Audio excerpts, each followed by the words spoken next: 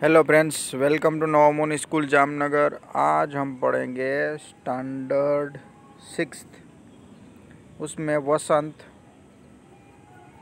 उसमें chapter number 12 संसार पुस्तकें है। सो फ्रेंड्स, यहाँ पर पुस्तकों के बारे में बात की गई है कि संसार भी एक पुस्तक है। सो फ्रेंड्स, हमारे जीवन में भी पुस्तकों की तरह ही ऊपर नीचे आगे पीछे होता ही रहता है। तो चलिए स्टार्ट करते हैं। जब तुम मेरे साथ रहती हो तो अक्सर मुझसे बहुत सी बातें पूछा करती हो और मैं उनका जवाब देने की कोशिश करता हूँ, लेकिन अब जब तुम मसूरी में हो और मैं इलाहाबाद में, हम दोनों उस तरह बातचीत नहीं कर सकते। इसलिए मैंने इरादा किया है कि कभी कभी तुमसे इस दुनिया की और उन छोटे बड़े देशों की जो इस दुनिया में है छोटी छोटी कथाएं लिखा करूँ। सो फ्रेंड्स, यहाँ पे देखिए पुस्तकें हैं, उसके बारे में है कि जब पुस्तक हमारे साथ होती है तब हम क्या कर सकते हैं कि पुस्तक से हम पूछ सकते हैं कि हमें कुछ पता ही नहीं चलता तो हम पुस्तक में से रीड कर सकते हैं, पढ़ लेते हैं। लेकिन अभी क्या है, पुस्तक जब हम सभी जगह तो पुस्तक लेकर नहीं जा सकते। कभी हम मसूरी गए, कहीं भी इलाहाबाद जाते हैं तो क्या होता है, ये मैं वहाँ पर कोई साथ में नहीं होता, तो हम छोटे छोटे जो देशों है उसकी कहानियाँ हैं वो लिखा करते हैं। तुमने हिंदुस्तान और इंग्लैंड का कुछ हाल इतिहास में पढ़ा है, यानी कि जो पुस्तक है वो कहती है कि हिंदुस्तान और इंग्लैंड का जो हाल है आपने पुस्तक में पढ़ा है, लेकिन इंग्लैंड केवल एक छोटा सा टापू है और हिंदुस्तान एक बहुत बड़ा देश है। फिर भी दुनिया का एक छोटा सा हिस्सा है। अगर तुम्हें इस दुनिया का कुछ हाल जानने का शौक है तो तुम्हें सब देशों को और उन सब जातियों को जो इसमें बसी हुई है ध्यान रखना पड़ेगा, केवल उस एक छोटे से देश का नहीं जिससे तुम पैदा हुए। सो फ्रेंड्स, यहाँ पे इंग्लैंड और भारत की बात की गई है कि इंग्लैंड है वो सिर्फ एक टापू है, लेकिन हिंदुस्तान बहुत बड़ा देश है। फिर भी दुनिया में वो छोटा सा एक हिस्सा है। हिंदुस्तान हमें बड़ा लगता है लेकिन दुनिया के नज़रिए से वो छोटा है। तो हमें भी क्या पूरी की पूरी दुनिया की जो अगर हमें इन्फॉर्मेशन चाहे, माहिती लेनी है, तो उनके सभी देशों के बारे में भी हमें जानना पड़ेगा और ध्यान रखना पड़ेगा कि केवल आप अपने एक छोटे से देश के बारे में न जानिए, लेकिन सबके बारे में जानना चाहिए। जहाँ पर आपका जन्म हुआ है वो उसकी तो इन्फॉर्मेशन आपको पता होनी चाहिए, लेकिन दूसरे की भी आपको होनी चाहिए। मुझे मालूम है कि इन छोटे छोटे खतों में बहुत थोड़ी सी बातें ही बतला सकता हूँ, लेकिन मुझे आशा है कि इन थोड़ी सी बातों को भी तुम शौक से पढ़ोगी और समझोगे कि दुनिया एक और दूसरे लोग जो इसमें आबाद है, हमारे भाई बहन, जब तुम बड़ी हो जाओगी तो तुम दुनिया और उसके आदमियों का हाल मोटी मोटी किताबों में पढ़ोगी। इसमें तुम्हें जितना आनंद मिलेगा उतना ही कहानियाँ उपन्यास में भी नहीं मिला होगा। सो अभी तो अब छोटे हैं हम, इसलिए जो हमारी किताबें हो कैसे होती है, छोटी छोटी होती है, पत्तों जैसी होती है, छोटे छोटे खतों जैसी होती है।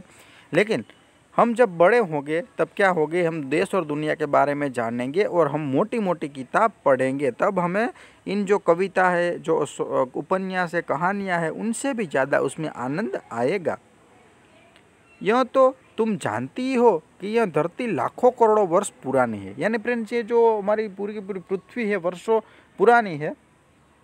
सबसे पहले यहाँ पर एक जो गर्म गोला था वो गर्म गोला पिघला, उसके बाद पहले डायनासोर आए, फिर दूसरे जीव आए, उसके बाद इंसान आए। यानी लाखों करोड़ों साल से पृथ्वी चल रही है और बहुत दिनों तक इसमें कोई आदमी नहीं था। हमें पता है कि इसमें आदमी नहीं था, सिर्फ जानवर ही थे। आदमियों के पहले सिर्फ जानवर थे और जानवर से पहले एक ऐसा समय था जब इस धरती पर कोई जानवर चीज़ न थी। यानी आदमियों के पहले कौन थे, तो जानवर थे। जैसे डायनासोर के बारे में हमने सिर्फ बातें ही सुनी थी कि डायनासोर पहले यहाँ पर हो गए। जैसे हमारे गुजरात के एक रैयाली गांव में डायनासोर का एक अंडा भी मिला है। यानी कि डायनासोर यहाँ पहले थे, जानवर थे। उसके बाद जानवर के आगे कौन था, तो जानवर के आगे तो कोई भी चीज़ नहीं थी, यहाँ पे कोई जानवर भी नहीं था। आज जब यह दुनिया हर तरह के जानवर और आदमियों से भरी हुई है, उस जमाने का ख्याल करना भी मुश्किल है जब यहाँ कुछ था। आज तो फ्रेंड्स क्या है, दुनिया में कई सारे ऐसे जानवर भी आ गए हैं, कई सारे ऐसे मनुष्य, पूरे के पूरे आदमियों से भरी हुई दुनिया है। तो हमें पुरानी बातें का ख्याल ही नहीं आता कि यहाँ पे कुछ नहीं था। लेकिन विज्ञान जानने वाला और विद्वानों ने जिन्होंने इस विषय को खूब सोचा और पढ़ा है, लिखा है कि एक समय ऐसा था जब यहाँ धरती पर बेहद गर्म थी और इस पर कोई जानदार चीज़ नहीं रह सकती थी। यानी कि फ्रेंड्स ये तो बस अब ठीक है, लेकिन जो विज्ञान में जानने वाले लोग हैं, जो विद्वान हैं, उन्होंने कहा है कि ये धरती थी, ये पृथ्वी थी, उसमें पहले जानवर या कोई चीज़ क्यों नहीं रह सकती थी, क्योंकि ये पूरा का पूरा ये गर्म गोला था। यानी कि यहाँ पे गर्मी ज़्यादा थी और कोई भी आदमी यहाँ पे या जानवर यहाँ पे टिक नहीं सकता था।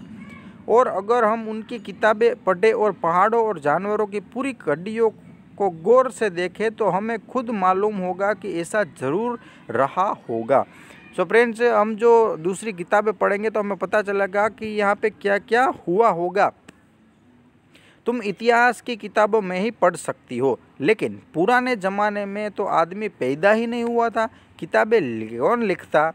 तब हमें उस ज़माने की बात कैसे मालूम हो? यह तो नहीं हो सकता कि हम बैठे बैठे हर एक बात सोच निकालें। तो फ्रेंड्स, हम इतिहास के बारे में जानते हैं तो हम ऐसा कहते हैं कि इन्होंने लिखा हुआ है, इन्होंने लिखा हुआ है, लेकिन पहले तो इंसान थे ही नहीं। आज वर्षों के पहले से, जैसे हम बोल रहे हैं कि हम जानवर पहले रहते थे, इंसान यहाँ पे थे ही नहीं, तो हमें कैसे पता चलेगा कि यहाँ पे जानवर थे, इंसान थे, या फिर हम ऐसे बैठे बैठे सोच करके ये सब लिख डालते थे। यह बड़े मज़े की बात है, क्योंकि हम जो चीज़ चाहते हैं सोच लेते हैं और सुंदर परियों की कहानियाँ गढ़ लेते हैं।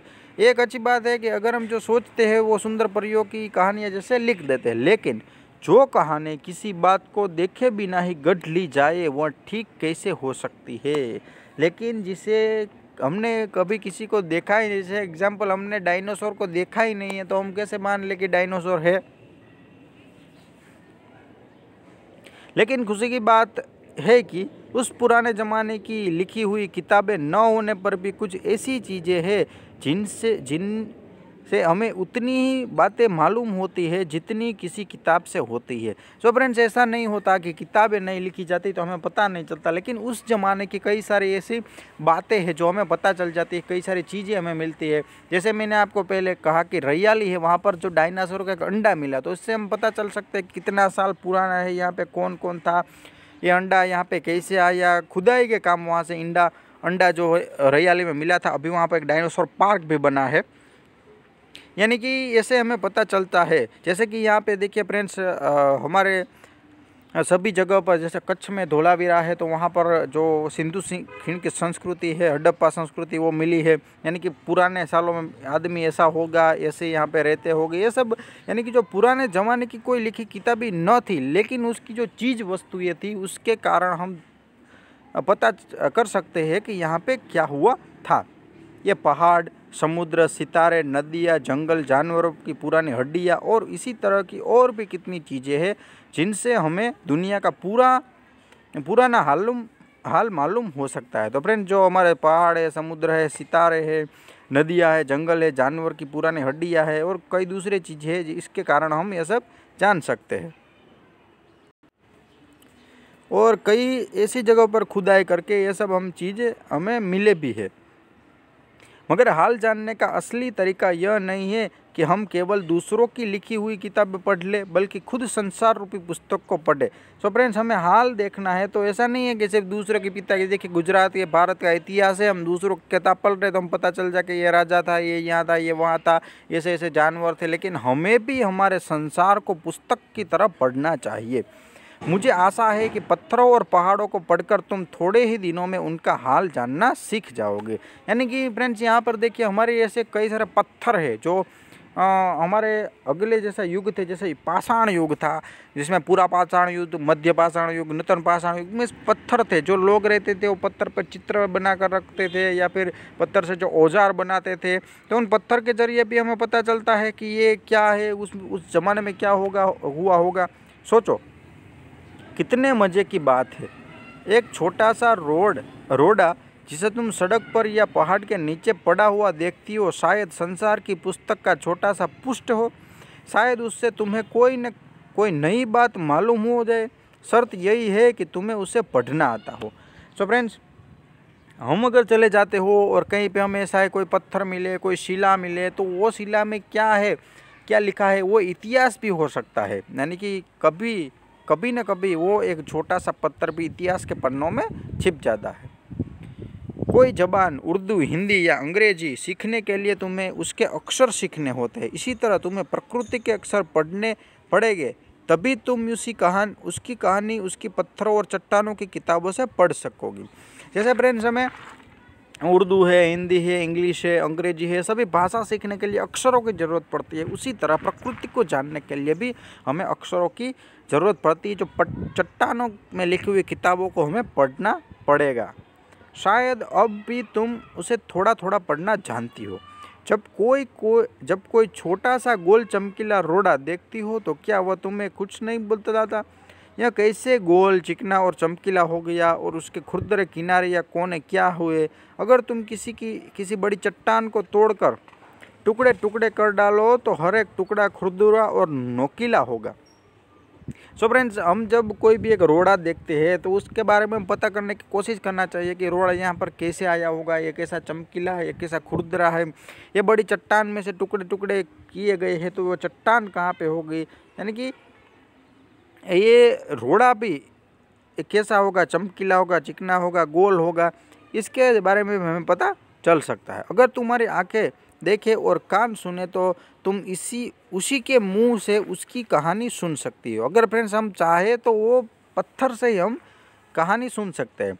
वह तुमसे कहेगा कि एक समय जिसे शायद बहुत दिन गुजरे हो, वह भी एक चट्टान का टुकड़ा था। ठीक उसी तरह टुकड़े की तरह उसमें किनारे और कोने थे जिसे तुम बड़ी चट्टान से तोड़ती हो। शायद वह किसी पहाड़ के दामन में पड़ा रहा, तब पानी आया और उसे बहाकर छोटी घाटी तक ले गया। वहाँ से एक पहाड़ी नाले से ढकेल कर उसे एक छोटे से दरिये में पहुँचा दिया। इस छोटे से दरिये से बड़े दरिये में पहुँचा। इसी बीच वह दरिया के पैंदे में लुढ़कता रहा। उसके किनारे घिस गए और वह चिकना और चमकदार हो गया। सो फ्रेंड्स, पहले ये छोटा सा पत्थर होगा तो हमें पता लेना चाहिए कि ये पत्थर भी कई बार बड़ी चट्टानें होगी जो नदियों में बह गई होगी, नदियों के किनारे वो आई होगी। उसके बाद छोटे से दरिया होगा, उसमें पहुंच गई होगी। वो दरिया में से बड़े जो समुद्र है उसमें चली गई होगी और वहाँ पर वो घिस के यानी चमकीला हो गया होगा और वहाँ पर वो बड़ा रह गया होगा, इसलिए चिकना और चमकदार भी हो गया होगा। इस तरह वह कंकड़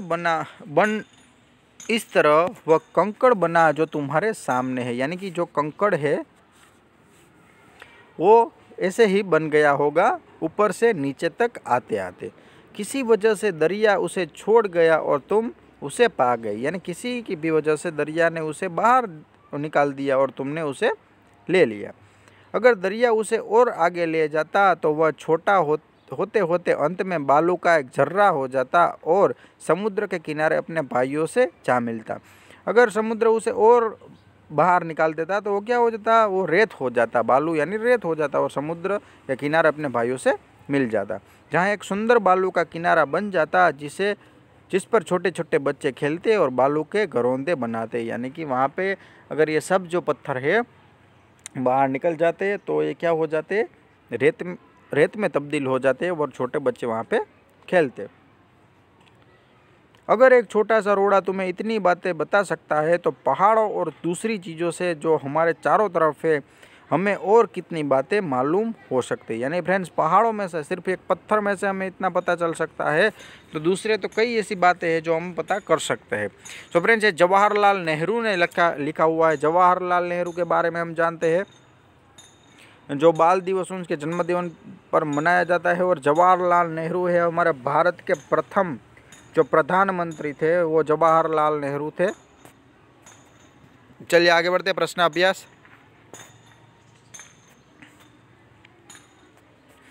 लेखक ने प्रकृति के अक्षर किन्हें कहा है? जो पत्थर है, शिलाएं है, उन्हें प्रकृति का अक्षर कहा है। लाखों करोड़ वर्ष से पहले हमारी पृथ्वी कैसी थी? तो गर्म गोले जैसी थी। दुनिया का पुराना हाल किन चीज़ों से जाना जाता है? उनके कुछ नाम बताओ। तो समुद्र, पहाड़, पक्षियाँ, जानवरों की हड्डियाँ, ऐसे गोला चमकीला रोड़ा अपनी क्या कहानी बताता है कि वो भी पहले बड़ी चट्टान था, उसके बाद वो चमकीला रोड़ा हो गया। गोल चमकीले रोड़े को यदि दरिया और आगे ले जाता तो क्या होता, विस्तार से उत्तर दीजिए। अगर जो रोड़ा है और आगे ले जाता तो वो बालू हो जाता, रेत हो जाता और अपने भाइयों के साथ वो जाकर मिल जाता और छोटे छोटे बच्चे उससे के साथ खेलते और मकान बनाते। नेहरू जी ने इस बात को हल्का सा संकेत दिया है कि दुनिया कैसे शुरू हुई होगी। उन्होंने क्या बताया, पाठ के आधार पर लिखो। तो फ्रेंड्स, नेहरू जी ने बताया कि सबसे पहले दुनिया में कोई नहीं था, जब पृथ्वी थी वो एक गर्म थी इतनी, उसमें कोई जानवर भी नहीं था क्योंकि कोई भी जानवर वहाँ पर रह नहीं सकता था। उसके बाद जानवर धीरे धीरे वहाँ पर आए, उसके बाद मनुष्य आया और पृथ्वी है आगे बढ़ गई और आज है पूरी की पूरी पृथ्वी जानवर और मनुष्य से भरी हुई है। पत्र से आगे लगभग हर जगह दुनिया की शुरुआत को समझाते हुए कहानियाँ प्रचलित है। तुम्हारे यहाँ कौन सी कहानी प्रचलित है? तो फ्रेंड्स, हमारे जो जामनगर में हम रहते हैं तो जामनगर की बात करें तो जाम रावल है जो 1540 में उन्होंने जामनगर की स्थापना की थी। सबसे पहला नाम उनका था नवानगर स्टेट। सो ऐसी कहानियाँ आप दूसरे भी सुनिएगा। तुम्हारी पसंदीदा किताब कौन सी है और क्यों? तो फ्रेंड्स, ये आपको बताना है। मसूरी और इलाहाबाद शहर भारत के कौन से प्रदेश और प्रदेशों में है? तो मसूरी और इलाहाबाद भारत के उत्तर प्रदेश राज्य में है, उत्तर प्रदेश। तुम जानते हो कि दो पत्थरों को रगड़कर आदि मानव ने आग की खोज की थी। उस पत्थर के युग के पत्थर को और क्या क्या उपयोग होता था? तो फ्रेंड्स, आग जलाने के लिए, उसके बाद जो खेती के औजार थे उसके लिए, उसके बाद हथियार में पत्थरों का उपयोग होता था। यदि प्रकृति का एक अक्षर किसी पेड़ को माने तो क्या उसे पढ़ने के लिए सिर्फ आँखों का इस्तेमाल करना होगा? तो फ्रेंड्स, आँखों का इस्तेमाल करना पड़ेगा, समझना पड़ेगा कि ये एक पेड़ भी कितना महत्वपूर्ण है हमारे लिए। अनुमान और कल्पना। मान लो कि डिब्बे में रखा अचार हो, उसका मूल रूप क्या था? यानी अचार किस चीज़ का है, वो कैसे बना होगा, बनाने वाले बुजुर्ग औरत के होंगे या नौजवान आदमी के, फैक्ट्री में बनाया होगा या घर में डाला गया होगा, किन किन चीज़ों को ध्यान में रखा होगा, या अगर किसी मशहूर दुकान का अचार है तो उस दुकान से कितना पुराना रिश्ता होगा, किन किन मौक़ों पर वह डिब्बा उतारा जाता होगा। इस प्रकार कुछ और चीज़ों के बारे में अनुमान लगाओ। फ्रेंड, ताला, कुर्सी और रजाई, आपको अनुमान लगाना है। कुछ करने को, अपने आसपास के किसी पेड़ से हरी पत्ती उठाओ और उसे खिड़की के मुंडेर पर रख दो और देखो कि वह कब कितने समय में बदलती है। यानी फ्रेंड्स, ये आप ट्राई कीजिएगा पत्ती रखकर। उनकी बनावट में हर दिन क्या फ़र्क आया रहता होगा, तो ये आपको बताना है क्या क्या उसमें बदलाव हो गए। पास के शहर में कोई संग्रहालय हो तो वहाँ जाकर पुरानी चीज़ें देखो, अपनी कक्षा में उस पर चर्चा करो। फ्रेंड्स, आप भी यहाँ पे जो हमारे जामनगर में जो लाखोटा लेक है वहाँ पे जाइएगा, वहाँ भी एक संग्रहालय, उसमें आप देखिएगा वहाँ पे कई सारी चीज़ वस्तुएँ दी गई है और जो हमारे जो एक राजा थे जाम रणजीत सिंह, उनके जो बेट और वे सब भी वहाँ पर है। भाषा की बात। इसी बीच वह दरिया में लुढ़कता है। नीचे एक लिखी क्रिया है, पढ़ो। क्या इनमें और लुढ़कना में तुम्हें कोई समानता नजर आती है? जैसे ढकेलना, सरकना, खिसकना। इन चारों क्रियाओं का अंतर समझाने के लिए इनसे वाक्य में बनाओ। तो फ्रेंड्स, ये सभी एक जैसे ही है। जैसे ढकेलना, जैसे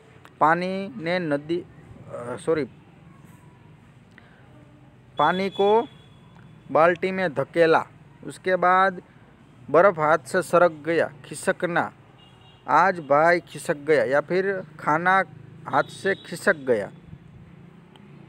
आगे चमकीला रोड़ा, यहाँ रेखांकित विशेषण चमक संज्ञा के इला प्रत्यय जोड़ने पर बना है। निम्नलिखित शब्दों में यही प्रत्यय जोड़कर विशेषण बनाओ और इनके साथ उपयुक्त संज्ञा लिखे। पत्थर, पथरीला, रसीला, कंटीला और जहरीला। जब तुम मेरे साथ रहती हो तो अक्सर मुझसे बहुत सी बातें पूछ करती हो। यह वाक्य दो वाक्यों को मिलाकर बना है। इन दोनों वाक्यों को जोड़ने का काम जब तो कर रहे हैं, इसलिए इन्हें योजक कहा जाता है। फ्रेंड, जोड़ने का काम है, यहाँ पे तो है, उसे योजक कहते हैं। योजक के रूप में कभी कोई बदलाव नहीं हो आता, इसलिए ये अवयव का एक प्रकार होते हैं। नीचे वाक्यों को जोड़ने वाले कुछ और अवयव दिए गए हैं, उन्हें रिक्त स्थानों में लिख इन शब्द में एक एक वाक्य बनाओ। जैसे कृष्णयन फिल्म देखना चाहता है और मैं मेले में जाना चाहता हूँ, और मुनिया ने सपना देखा और चंद्रमा पर बैठी। सो फ्रेंड्स, यहाँ पे दूसरे जो योजक दिए गए हैं इनका यूज़ करके आप यहाँ पे ब्लैंक पूर्ण कर दीजिएगा। जैसे बल्कि, इसलिए, परंतु, कि, यदि, तो, ना कि, या और ताकि। सूचना और देखना। एनसीईआरटी की श्रव्य श्रृंखला पिता के पत्र पुत्री का नाम, ये देखिएगा। एनसीईआरटी का श्रव्य कार्यक्रम पत्थर और पानी की कहानी, ये भी आप देखिएगा। ध्यान देने वाले शब्द जैसे अक्षर तो यानी प्रायः, दामन पहाड़ के नीचे की जमीन, खत पत्र चिट्ठी, आबाद तो के बसा हुआ, गढ़ना निर्माण करना, शर्त तो के प्रतिज्ञा, वह बात जिस पर किसी बात का होना, किया जाना, कायम रहना, निर्भर हो, खुरदुरा जिसकी सतह चिकनी हो, और दरिया यानी नदी। सो फ्रेंड्स, यहाँ पर ऐसे हमारा चैप्टर नंबर ये जो 11 था कंप्लीट हो गया। वीडियो को देखते रहिएगा। Thank you. Sorry, chapter number 12 है फ्रेंड्स। चैप्टर नंबर 12 संसार पुस्तकें है, चैप्टर कंप्लीट हो गया। वीडियो को देखते रहिएगा। Thank you.